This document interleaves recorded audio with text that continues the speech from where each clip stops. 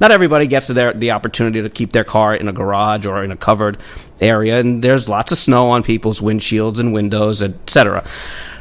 For heaven's sake, people, please, if you're driving a car, take the extra 2 minutes that it could possibly take for you to clean the snow off your car. I understand if you have a very big SUV, you might not be able to reach the tippy top. You can buy extended little brushes at your local hardware store that can help you do that. I understand if you can't make it up there. However, I've driven past enough vehicles in my lifetime, and just even today, where I've seen people who only clear 2 little eye holes out of their windshield, so they think that they can look through those little eye holes in the windshield and not have to clear the rest of the windshield of its snow, and they're thinking that they're okay. And the side windows are still covered with snow, and the rear window is still covered with snow. Maybe you took your hand and swiped it a little bit and made it thinner. Okay, that's not sufficient.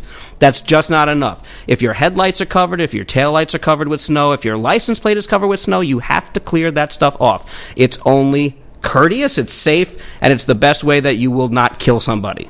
And is it the law? It's the law in New Jersey. Is that correct? We were talking about this before. I'm not sure where or if it's the law, and it might vary by state. It might vary by county. I'm not sure if that's a county thing.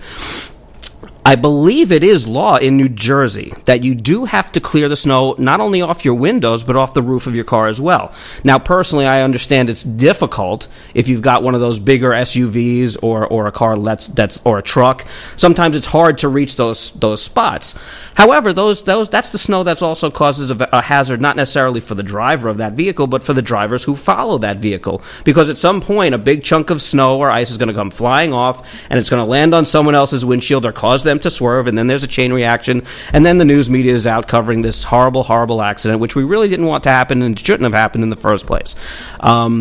I think we've all been on the highway going high speeds when you could see it coming. And it's going to happen. And you know it's going to happen. And oh my, what do? Do you try and gun it and try and go past the car that you know is going to be a problem, or do you hold back and say, wait a minute, I better back it off? It would be a lot easier if you just took a couple more minutes of your time in the morning or whenever it is, to just clean the snow off your car and make it so that you can see thoroughly. And see clearly. It's as long as you're cleaning half your windshield, clean the other half. It doesn't take that much more time.